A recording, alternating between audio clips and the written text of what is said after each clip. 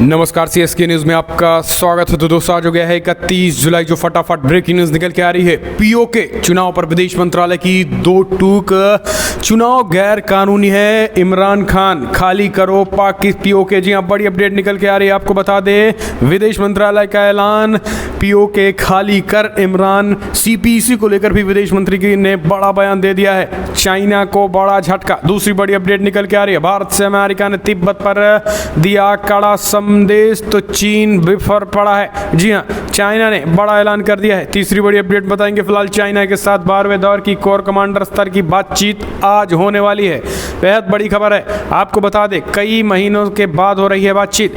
अगली अपडेट में बताएंगे। पेगासस जासूसी कांड के बाद अब पेगासस कंपनी नहीं देगी किसी को भी अपना सॉफ्टवेयर। जी हाँ, अब बड़ी अपडेट निकल के आ रही है। इस्तेमाल नहीं कर पाएंगे लोग पेगासस। अगली अपडेट में भी बताएंगे, चीन में विदेशी पत्रकारों के साथ हो रहा है उत्पीड़न। विदेशी पत्रकारों का कई संवाददाता देश छोड़ने पर हुए मजबूर। जी अमेरिका भड़का, कहा चीनियों पर भी प्रतिबंध लगा देंगे। अगली अपडेट में बताएंगे, एससीओ समिट में आतंकवाद को लेकर पाकिस्तान पर करारा प्रहार किया है रक्षा मंत्री राजनाथ सिंह ने। तो सब कुछ खबर एक एक करके आपको जानना बेहद जरूरी है। सऊदी अरब ने प्रतिबंध लगाए थे, उसका क्या मतलब और आखिर अब क्या कुछ कह रहा है, तो सब कुछ खबरें बताएंगे। लेकिन उससे पहले एक छोटा सा निवेदन, अगर आपने चैनल को अभी तक सब्सक्राइब नहीं किया तो चैनल को सब्सक्राइब करें। और अगर आप भी मानते हैं कि मोदी के नेतृत्व में देश कोविड-19 से लड़ने में विफल होगा और चीन और पाकिस्तान को करारा जवाब मिलेगा, तो इस वीडियो को लाइक करके अपना समर्थन दर्ज करें। दरअसल पहली बड़ी अपडेट निकल के आ रही है। फिलहाल पीओके में भारत चुनाव पर विदेश मंत्रालय की दो टूक। चुनाव गैर कानूनी, इलाका खाली करे पाकिस्तान। विदेश मंत्री का ऐलान, पीओके खाली कर इमरान। जी हाँ, दरअसल पाकिस्तान अधिकृत कश्मीर में हुए चुनाव पर विदेश मंत्रालय की तरफ से तल्ख टिप्पणी की गई है और ने साफ कह दिया है कि गैर कानूनी तरीके से वहां पर चुनाव कराए जा रहे हैं और वहां की जनता ने सिरे से खारिज कर दिया है। उनकी तरफ से स्पष्ट कहा गया है कि पाकिस्तान भारत के उन तमाम इलाकों को तुरंत खाली करे जो वहां पर जारी मानवाधिकारों का जहां तेजी के साथ उल्लंघन हो रहा है। आपको बता दें कि इसके साथ ही यही नहीं, विदेश मंत्रालय ने स्पष्ट कर दिया है कि फिलहाल पाकिस्तान की जो एक तरीके से मानवाधिकारों का उल्लंघन कर रहा है और जो चुनाव है वो पूरी तरीके से गैर कानूनी है। इसके साथ ही चुनाव पर सच्चाई नहीं छुपा सकता। दरअसल चुनाव जो हुए हैं उसमें खास करके इमरान खान की पार्टी की समर्थन में वहाँ की जो सेनाएं हैं, वहाँ की जो पुलिस थी, वो जोर ज़बरदस्ती से जनहित को कुचलकर, उनके मतदाताओं को कुचलकर लोगों पर एक तरीके से आरोप उन्होंने लगाया है कि वोट देने नहीं दिया गया है। इस तरीके से जीत हासिल की है। इसी को देखते हुए भारतीय विदेश मंत्रालय ने कड़ी चेतावनी दी है। यहाँ तक कि सीपीईसी को लेकर भी चीन को आईना दिखा दिया है। विदेश मंत्रालय ने कहा है कि फिलहाल सीपीईसी पर स्पष्ट संदेश दिया, वो कॉरिडोर भारत की ज़मीन से होते हुए गुजरता है। ऐसे में भारत यथास्थितियों को बदलने वाले हर कदम का पुरजोर रूप से विरोध करता है। ऐसे पहले भी भारत ने इस प्रोजेक्ट का हर स्तर पर विरोध किया है। तो ये बड़ी खबर निकल के आ रही है। विदेश मंत्रालय के बयान के बाद चाइना हो या पाकिस्तान सन्नाटे में चले गए हैं। अगली खबर भी ले लेते हैं। तो दोस्तों, चाइना बातचीत को तैयार। जी हाँ, सरेंडर हुआ चाइना। आज 12वें दौर की बातचीत करेगा चीन। दरअसल भारत और पाकिस्तान में वास्तविक नियंत्रण रेखा, पूर्वी लद्दाख रेखा पर तनाव को कम करने के लिए शनिवार को 12वें दौर की कोर कमांडर स्तर की बातचीत करने जा रहा है। समाचार एजेंसी एएनआई ने सूत्रों के हवाले से ये जानकारी दे दी है। भारतीय सेना के सूत्रों ने बताया है कि फिलहाल कोर कमांडर स्तर की बातचीत शनिवार सुबह करीब 10:30 बजे वास्तविक नियंत्रण रेखा के चीनी हिस्से मोल्डो में होगी। इस वार्ता में हॉट स्प्रिंग और गोगरा हाइट्स क्षेत्रों में डिसएंगेजमेंट को लेकर चर्चा हो सकती है। मालूम हो कि दोनों देशों के बीच अब तक कोर कमांडर स्तर की 11वें दौर की बातचीत हो चुकी है। इन बातचीत के चलते कई जगहों पर दोनों देशों की सेनाएं पीछे हटी हैं, लेकिन अब भी कई इलाकों में सैन्य जमावड़ा बरकरार है। इन वार्ताओं दोनों देशों ने सीमा पर शांति और स्थिरता बनाए रखने के लिए टकराव की घटना की है।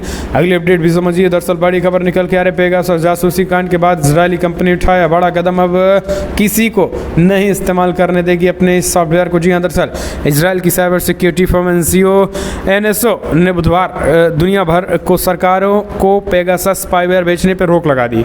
एक मीडिया रिपोर्ट्स में मुताबिक भारत समेत कई देशों के पर इस स्पाईवेयर के गलत इस्तेमाल को लेकर मचे विवाद के बाद कंपनी ने यह फैसला किया है। इस स्पाईवेयर का इस्तेमाल करने वाले सरकारी फ्लाइट क्लाइंट्स को ही इजरायली कंपनी की ओर से सेवाएं दी जाती रही हैं। लेकिन विवाद के बाद अब उसे रोक लगा दी गई है। उनका नाम उजागर न करने की शर्त पर एनएसओ के एक कर्मचारी ने अमेरिका की नेशनल पब्लिक रेडियो ने बताया है कि फिलहाल सरकारी क्लाइंट्स को ब्लॉक कर दिया गया है।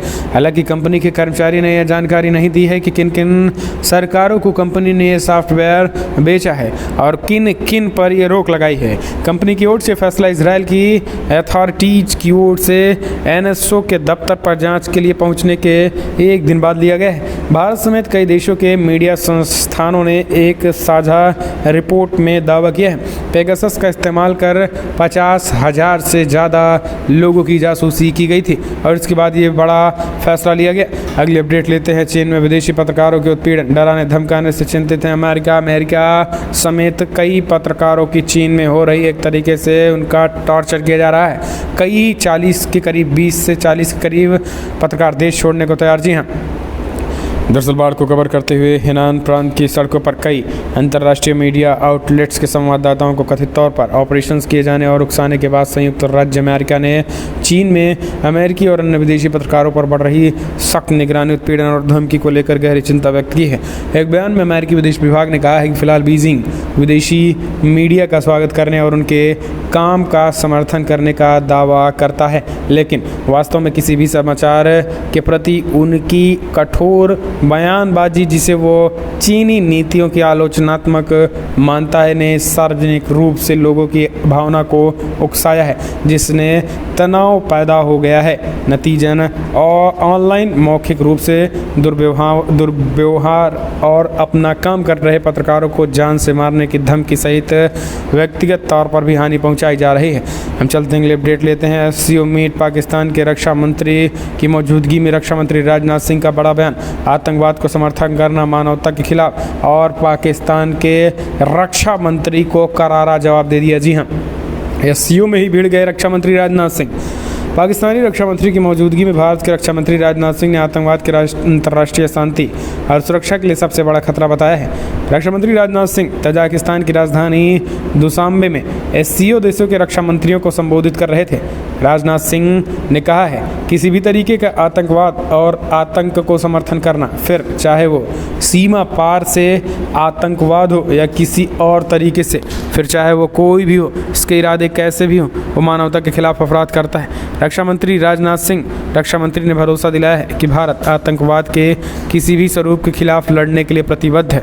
रक्षा मंत्री राजनाथ सिंह ने कहा है कि एससीओ के देश यूरेशियन महाद्वीप का करीब 3 चीन 5वें हिस्से को कवर करता है और हमारी पृथ्वी की लगभग आधी आबादी शामिल है।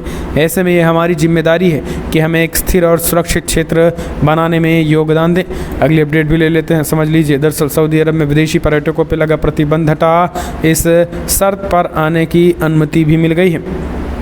दरअसल आपको बता दें कि विदेशी पर्यटकों के लिए सऊदी अरब 17 महीने के बाद अपने बॉर्डर को खोलने का ऐलान कर दिया है। दरअसल सऊदी अरब की ओर से कहा गया है कि जिन पर्यटकों ने वैक्सीन की दोनों डोज ले ली है वे सऊदी अरब आ सकते हैं। हालांकि सऊदी अरब से इस बारे में कुछ नहीं कहा गया है, वो उम्रा पर लगी पाबंदी को भी हटा रहे हैं। दरअसल दुनिया भर से लाखों लोग सऊदी अरब में हज की यात्रा के लिए आते हैं, जिस पर फिलहाल सऊदी अरब ने पाबंदी लगा रखी है और इसको लेकर किसी भी तरीके का ऐलान नहीं किया गया है। हालांकि आपको बता दें कि इसको देखते हुए कई देशों पर प्रतिबंध लगाया गया था। 1 अगस्त से विदेशी यात्री अब सऊदी अरब आ सकते हैं, लेकिन इसके लिए ज़रूरी है कि पर्यटक ने वैक्सीन की दोनों डोज लगवा ली हो।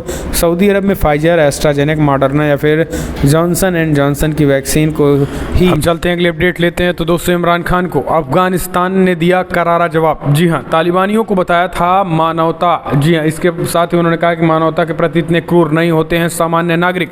तालिबानियों को सामान्य नागरिक बताया था इमरान खान।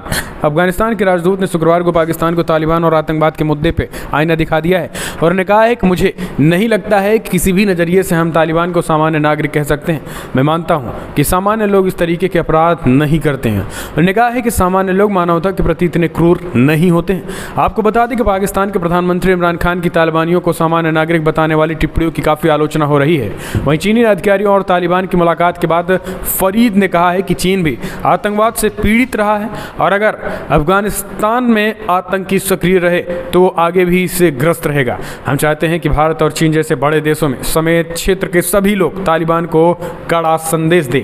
फरीद ममुंदजे ने आगे कहा है कि वर्तमान समय में भारत की ओर से किसी भी तरीके से सैन्य मदद मिलने को लेकर कोई वार्ता नहीं की जा रही है। अगली अपडेट लेते हैं तो दोस्तों, चीन में पैसा लगाना बना जोखिम, तमाम कंपनियां भाग रही हैं चीन छोड़कर। बहुत बड़ी अपडेट, चीन सरकार के चाबुक से अब भयभीत हैं। हांगकांग समेत चीन में फैले तमाम बैंक कर्मचारियां। दरअसल चीन में हाईटेक और शिक्षा क्षेत्र कंपनियों पर सरकार के चल रहे चाबुक से हांगकांग में कारोबारी करने लगे अंतर्राष्ट्रीय बैंकों में गहरा डर समा गया है। तमाम तरीके की जो कंपनियां हैं वो अब चीन के इन्वेस्टमेंट से पूरी तरीके से डरी हुई हैं। एक भय का माहौल है।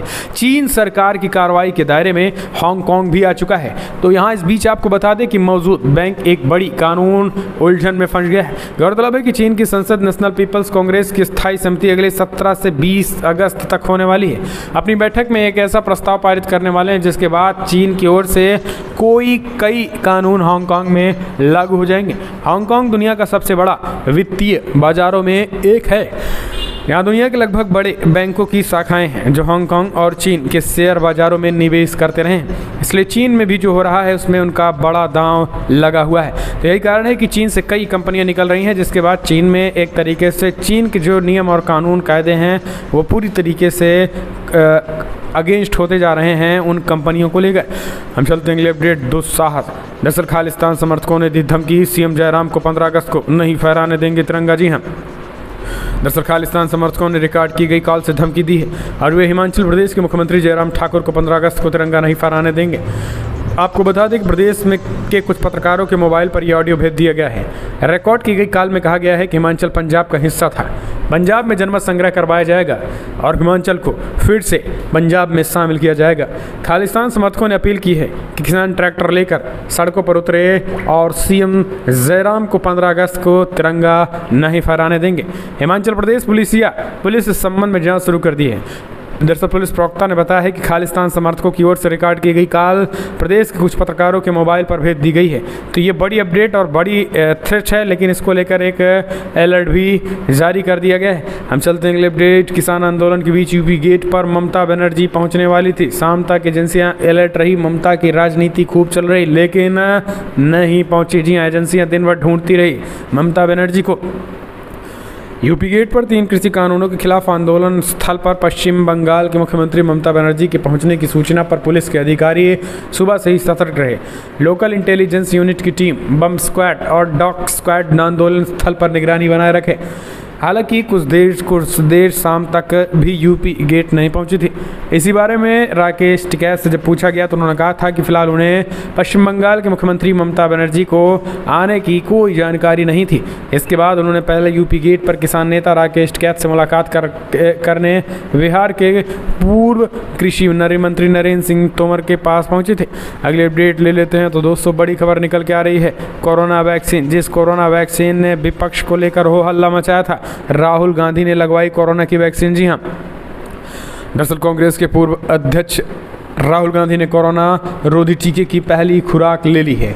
सूत्रों ने शुक्रवार को इस बात की जानकारी दी। समाचार एजेंसी एएनआई ने बताया है कि राहुल गांधी ने गुरुवार को टीके की पहली खुराक ले ली है और वैक्सीन लेने के कारण राहुल गांधी कल और आज संसद में उपस्थिति नहीं थे। लेकिन आपको बता दें कि यही विपक्ष, यही लोग लगातार इस बात पर जोर दे रहे थे कि फिलहाल कैसे कोरोना वायरस जो है वो सुरक्षित नहीं है। हम चलते हैं अगली खबर भी ले लेते हैं। तो दोस्तों, यूपी में 4 लाख के करीब बच्चे गंभीर कुपोषण के शिकार। राज्यसभा में बोली स्मृति, बोले सच में है उत्तर प्रदेश। जी हाँ, कुपोषण के शिकार ठीक। दरअसल केंद्र सरकार ने बृहस्पतिवार को बताया कि देश में 6 माह से 6 साल की उम्र में 9 लाख से अधिक अत्यंत कुपोषित बच्चों की पहचान की गई है, जिनमें से 3,98,000 बच्चे यूपी के हैं। महिला और बाल विकास मंत्री स्मृति ईरानी राज्यसभा में एक प्रश्न के लिखित उत्तर में बताया है कि देश भर में 9,27,000 ऐसे बच्चों की पहचान की गई है जो अत्यंत कुपोषित हैं और इनकी उम्र 6 माह से 6 साल के बीच है। उन्होंने बताया है कि मंत्रालय ने 2017, 18, 2020 और 21 तक राज्यों और केंद्र शासित प्रदेशों को 5312 करोड़ रुपए जारी किए गए थे और 31 मार्च 2021 को लगभग 2985 करोड़ रुपए जारी किए गए थे। तमाम तरीके से उन्होंने बातें बताई हैं और कहा है कि फिलहाल भारत में तेजी के साथ कुपोषण बच्चों में कम हो रहा है, जो कि अपने आप में एक चिंता का विषय उन लोगों को और विपक्षी पार्टियों पर उन्होंने बड़ा हमला बोला है। हम चलते हैं, अपडेट लेते हैं। तो दोस्तों, क्या कोरोना फिर से तहलका मचा रहा है दुनिया भर में? अमेरिका में डेल्टा वेरिएंट का कहर। जी हाँ, बीते 24 घंटे में 90,000 से ज़्यादा नए मामले। बहुत बड़ी खबर, अमेरिका में फिर से धुआंधार आ रहे हैं कोरोना केसेस।